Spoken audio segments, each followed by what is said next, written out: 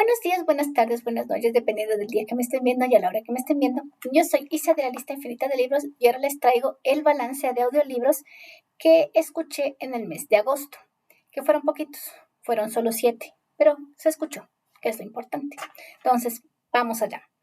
El primer audiocuento, o más poema, pero bueno, el primer audiocuento fue La estrega de el autor W.H. Puchman. Este cuento fue bastante extraño porque es como que este autor toma mucho en base los cuentos de Lovecraft. En este caso, me parece que es uno de los tantos como la del clérigo malvado, ¿sí? Más o menos. Y es como que le diera una segunda parte, ¿no? Es como una especie de regreso. Es como que el protagonista que logró sobrevivir a este evento que pasó justamente en este cuento que les hablo de Lovecraft, o uno de los cuentos de Lovecraft, porque no me acuerdo exactamente cuál me recordó. Creo que es el clérigo malvado. Pero bueno, es como que el protagonista regresa donde todo pasó después de años, y vuelve a pasar algo extraño, pero ahora con presencia de otras personas. Y el cuento está narrado desde el punto de vista de esta otra persona que parece que infiere lo que pasó, pero no hace nada para evitar de lo que tenga que pasar pase. Entonces, obviamente es un final fantástico, es un final a lo Lovecraft, justamente, muy a lo ciencia ficción con muchas cosas, pero es bastante interesante, es como darle una continuación a lo que Lovecraft dejó sembrado, y es interesante por eso. Entonces, es como para un cuento específico para los amantes del terror cósmico, que justamente característica a Don Lovecraft. El siguiente cuento fueron como 2 cuentos en uno solo, y es Caperucita Roja y la versión de la abuela. Si ustedes conocen el canal Destripando la Historia, sabrán que ellos ya destripan de por sí el cuento de la Caperucita Roja, y el cuento original es básicamente lo que dice, cantan en Destripando la Historia. Sin embargo, es bastante interesante ver que en ninguna de estas dos versiones aparece el leñador. Yo recuerdo que en mi infancia, el cuento de la Caperucita Roja, la Caperucita escapaba porque un leñador le veía al lobo hinchado con las dos, la abuela y la Caperucita, en la panza, y como sabía que los lobos no son buena gente, lo que hizo fue abrir la panza y sacar a las víctimas y luego meter rocas y volverle a coser al lobo. En unas versiones le arrojan al río y obviamente se hunde y se muere, y en otras versiones el lobo sobrevive, pero está todo embutido y no puede hacer digestión y por ende no puede comer. Así que es bastante interesante cómo este cuento tiene diferentes versiones, y la versión original no es ni por asomo lo que yo recuerdo haber escuchado o leído cuando era muy niña. Así que me gustó mucho, ¿sí? Porque ni siquiera la versión original es la que cantan en Destripando la Historia. Tiene sus elementos, sí, pero parece que hay 2 versiones originales, la versión de la abuela, que es la versión que cuentan en Destripando la Historia, y la otra versión que es la de Caperucita. Y ahí tienes como que una mezcolanza. Es como que los de Destripando la Historia hayan unido estas 2 versiones y hayan hecho una sola versión un poco más completa, que tiene sentido. Pero es bastante impresionante como cuando uno lee los cuentos originales te quedas como que, pero esto no me contaron a mí. Y es bonito eso, ¿no? A mí me gusta, al menos bastante. El siguiente relato es un relato de la escritora Jane Rice y se llama El ídolo de las moscas.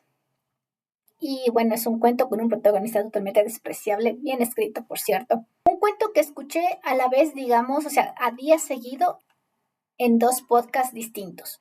Y un podcast narró mucho mejor que el otro, debo admitirlo. Pero aún así, la esencia, digamos, del cuento es básicamente que un niño muy malcriado se aburre en su casa y lo que hace es odiar a la gente que lo cuida. Ya. Invoca a cierto espíritu, cierto ente del más allá, malvado, por cierto, para hacer sufrir tanto a su cuidadora, a su tutora, a su tía, a su profesora y a la cocinera, ¿ya? Y entonces desde el inicio el cuento nos deja claro que este niño es malo, pero malo. No malo, travieso en el sentido como Tom Sawyer, sino que literalmente malo, malo, pero odioso y detestable, que da ganas de ver, denle en unos 3 bien dados con la chancla, con la correa, y se compone el niño, pero bueno, la cuestión es que el cuento nos habla de estas, digamos, invocaciones inocentes que es este niño hasta ser, para que se cumplan sus deseos de hacer sufrir a la gente a su alrededor, ¿ya? Pero al final le sale mal, porque obviamente cuando tú tratas con estos seres tienes que pagar algo al cambio y creo que él no pensó en eso. Como es un niño, no está viendo las consecuencias de sus actos y es un cuento bastante interesante cuando ya llegas a ese final bastante, digamos, esperado, pero no de la forma en la que yo hubiera querido, pero bastante bien construido todo el círculo. Muy interesante. Continuando con los relatos que escuché, nos sigue El planeta que muere y le escuché en inglés porque es escrito por uno de mis youtubers favoritos, el neozelandés Timothy Hickson, que él tiene esta serie de videos en los que digamos, explica ciertos temas relevantes para nosotros poder construir nuestro mundo, construir personajes para la ficción. Sí, yo lo sigo desde el 2016, me parece. Y ha pasado por todos digamos, los temas importantes, cómo construir un gobierno, cómo construir tu mundo, cómo construir tu geografía del mundo. O sea, porque esta ciudad que estás describiendo es importante. O sea, ¿qué tuvo que pasar para que esta ciudad sea importante? Y estas cosas que a veces los escritores no nos damos cuenta, que las creemos implícitas, pero tiene razón y motivo al momento de construir el universo que estamos creando, porque tenemos que tener, aunque los lectores a la final no sepan eso, tienen que tener el contexto histórico, el contexto social, la cultura, cómo crear, digamos, hasta los gobiernos totalitarios, los gobiernos democráticos, si es que es un reinado, por qué es un reinado y cuáles son las características de un reinado y por qué se llegó a ese reinado. Entonces, todos estos temas que él ya ha publicado varios libros de justamente explorando más a detalle estos temas y con ejemplos de ficción. Generalmente esos ejemplos son en Avatar, no la de las personas azules, ese Avatar no, la leyenda de Aang, el último maestro aire, ese Avatar, ¿ya? O sea, es que Avatar está tan bien diseñado, tan bien construido, tan bien hecho, que es uno de los recurrentes ejemplos de la mayoría de estos youtubers a los que yo sigo y que de vez en cuando sigo sus consejos, aunque yo solamente escribo relatos cortos, pero pequeños detalles, ¿ya? ¿ya? Lo que es importante, porque ya detrás tienes que tener toda esta información para poderle dar sentido a la esencia de los personajes que estás presentando, ¿me entienden? Entonces, él escribió recientemente una pequeña antología de sus cuentos propios, ¿ya? Que obviamente está haciendo esfuerzos por promocionarla y si estuvieran mis capacidades, pues la adquiriera, pero al momento no están mis capacidades. Pero él decidió narrar un cuento suyo, en realidad, dos cuentos suyos, que uno no lo mencioné pero eso fue hace mucho tiempo. Pero este cuento trata de, en un caso en la que las personas ya no pueden habitar el planeta Tierra por la contaminación, el calentamiento global, o sea, es un apocalipsis completo. Y tenemos que migrar a una Tierra, un planeta nuevo que está terraformado, digámoslo así, digamos, a las necesidades humanas. Todo el mundo tiene esta especie de esperanza en que el arca de Noé, digámoslo así, no lo menciona él en su cuento, pero que esta arca llegue a su destino para que todos puedan ser felices con sus ilusiones y sus digamos, esperanzas para hacer una nueva vida, un nuevo futuro. Pero ¿qué pasa si el planeta a lo que están destinados a llegar no está vivo? Sería mucho sufrimiento aterrizar en un planeta que es árido e incluso más desértico que la misma Tierra original.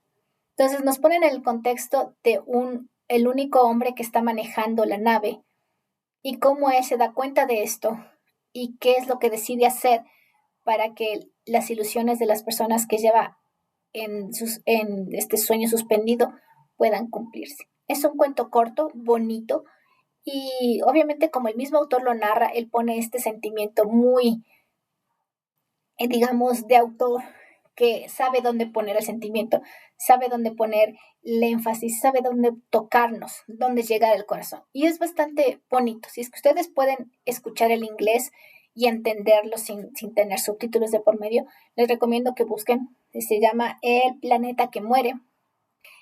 El siguiente cuento es un cuento del autor Guy de Maupassant que se llama La sirena prohibida. Y no tiene nada que ver con sirenas. No sé por qué el nombre en español es así, pero seguramente en francés tiene alguna otra connotación. Bueno, la cuestión es que este cuento nos habla de, digamos, un encuentro eh, romántico de un solo momento, en la que el protagonista narra un hecho sucedido hace muchos años en su juventud, él obviamente ya es un anciano, y cómo ese evento le cambió, digamos, la perspectiva de todo. Ya él era como que una especie de cobrador de seguros y para que cierto dueño de barco cobre el seguro, él tiene que asegurarse de que el barco hundido esté hundido, o sea, porque se hundió, ¿no? Y para su suerte el barco que se hundió no está hundido a muchas profundidades, sino que está encallado en una especie de playa que cuando baja la marea se puede ir caminando al barco y ahí obviamente ahí él investiga, revisa y se da cuenta que eventualmente hubo tal vez algún mal manejo y que la marea además en el barco encalló, hubo un desperfecto y el barco empezó a llenarse de agua con la marea alta y obviamente se quedó ahí, ya no lo pudieron rescatar. Así que él dice eso, se encuentra con una familia de turistas que desean visitar el barco hundido, porque obviamente un barco hundido cualquiera se emociona y dice, vamos a ver. Entonces, pero se quedan tanto tiempo que la marea empieza a subir y ellos quedan literalmente atrapados en lo que puede sobresalir del barco en la superficie. Y ahí es lo que pasa el cuento y cómo tenemos este cuento romántico fugaz entre una de las muchachas que está ahí y nuestro protagonista, ¿ya? No pasa nada, o sea, solamente son deseos, pero toda esa experiencia es como que suficiente para haber vivido una vida entera. Cuento bastante interesante y bastante bonito sobre esto del pasado y de lo efímero y lo banal que es la vida, digamos así. ¿Ya? Ya. Lo recomiendo también bastante. El siguiente cuento es otro cuento infantil de los que tanto me gustan, que es Hansel y Gretel. Y no sé si es que ustedes se han dado cuenta lo brutal que es Hansel y Gretel. A veces creo que los adultos como que subestimamos un poco los cuentos que les hacemos leer a los niños, porque si no se dan cuenta, los cuentos originales, los que han pasado de generación en generación por la boca de todas las abuelas del mundo, que se sentaban al lado de la chimenea a contarles a los nietos a que se porten bien contándoles estos cuentos, que son terriblemente violentos, horribles, crueles y llenos de maldades que dan a entender al niño que si es que haces esto, podría pasar esto, aunque el niño sabe que es fantasía, pero entiende el concepto del bien y el mal, y eso era lo importante. Entonces, en esta cuestión, Hansel y Gretel es como también una especie de llamada de atención para nosotros los adultos, porque es, como todos saben, es una familia que abandona a sus hijos en el bosque esperando que se desvivan para ellos poder sobrevivir, ¿ya? Ya, entonces todo el mundo sabe el cuento, no necesitan que yo hable, pero es brutal porque tenemos a que los niños no quieren que los desvivan, pero aquí el padre está entre la espada y la pared de cumplir como esposo y de cumplir como padre. Y como no, la persona en la que está casado, bueno, en estas versiones nuevas que estoy escuchando, es la madrastra, pero cuando yo era niña, la que las abandonaba sin piedad no era la madrastra, sino era la mamá. Y no, eran los dos padres, sí. Sí, porque la versión que yo recuerdo haber escuchado bueno, leído cuando era niña, era en realidad el padre el que los abandonaba. Y la madre, no me acuerdo si estaba muerta o también colaboraba para desvivir a sus hijos en el bosque, se desvivan solos en el bosque. Ahora esta versión, si es que es una madrastra, tiene como que un poco más de sentido que ya sean los padres, pero detalles. Entonces la cuestión, ya sabemos lo que pasa. Hansel y Gretel llegan a la casita de dulces, la bruja le encierra a Hansel en una jaulita, y el Hansel bien pilas, les da el huesito del pollo para que crea que sigue flaco, mientras él se embute, pobrecito, de todo lo que le obliga a cocinar a la hermana, y la hermana sufre todas las penurias porque obviamente es niña. Ya, ya. Entonces, obviamente, derrotan a la bruja y regresan. Y ese es el final feliz, ¿ya? Eso, básicamente. Pero obviamente nos habla de unos eventos bastante catastróficos que seguramente pasaron en las Europas hace siglos, de siglos atrás. Es bien sabido que hubo una época en la que en la Europa medieval, tal vez hasta más para acá, para el Renacimiento, las cosechas no iban bien. Y había hambruna tras hambruna tras hambruna, y, o sea, ¿quién nos dice? O sea, no hay registros históricos que haya pasado, pero ¿quién no dice que justamente las personas hayan tenido que elegir o comemos nosotros como familia, nos morimos como familia, o sobrevivimos tú y yo, pero tenemos que desvivir a los niños, que son débiles y son chiquitos? O sea, ¿se dan cuenta de lo que cuenta este cuento? O sea, la terrible decisión que seguramente algunas o muchas o nada o ninguna, porque no sabemos qué es lo que verdad pasó, esta decisión horrible que debe haber tenido que tomar estas personas para poder sobrevivir un día más. Es brutal. Por eso me gustan los cuentos de hadas. Pero dejando a Hansel y Gretel de lado, sigamos con los otros relatos. Y este es el último. Y se llama La casa de azúcar de Silvina Ocampo. Yo nunca había leído antes a Silvina Ocampo. Es el primer cuento de esta mujer latinoamericana, en todo caso, que cuenta esta historia bastante interesante porque nos muestra a las mujeres, bueno, parte de las mujeres, en esta parte me incluyo yo, que somos supersticiosas, ¿ya? Bueno, mi abuelita es muy supersticiosa y yo he heredado algunas de sus supersticiones, porque eso obviamente se pasa, ¿ya? Ya, se pasa. Entonces, la cuestión es que el cuento habla de una mujer que es tan supersticiosa que tiene que cuando se casa con su prometido, le exige a su prometido comprar una casa, pero una casa nueva, o sea, que no haya vivido nadie antes, porque según ella, el espíritu de las personas que vivieron antes la van a poseer y van a obligarla a vivir la vida de ellos. El esposo no cree esto, y cuando yo lo escucho al inicio es como que no creo que eso pueda ser posible. También estaba escéptica, pero conforme van avanzando los párrafos, las palabras, te das cuenta que algo de verdad tiene esa superstición. Te das cuenta de que las cosas de lo que planeaba el marido no están pasando como él las había planeado, porque las cosas que la mujer le dijo que iban a pasar están pasando y él no sabe cómo reaccionar, porque de anoche a la mañana su mujer está rara, su mujer está actuando extraño, no es la misma mujer con la que se casó. Entonces, y él cuando empieza a averiguar las cosas, empieza a darse cuenta de lo que está pasando y ya es demasiado tarde para evitarlo.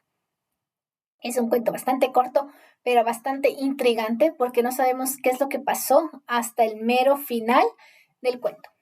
Y el esposo está en una especie de vigilia constante en lo que uno parecería como una red flag de toxicidad, de que sigue a la mujer a todo lado, pero en realidad está tratando de evitar de que la historia se repita una segunda vez o tercera vez, quién sabe. Entonces, eso. Y esos son los 7 cuentos que les vengo a presentar el día de hoy. Muchas gracias por estar por aquí y ya nos veremos en otra ocasión.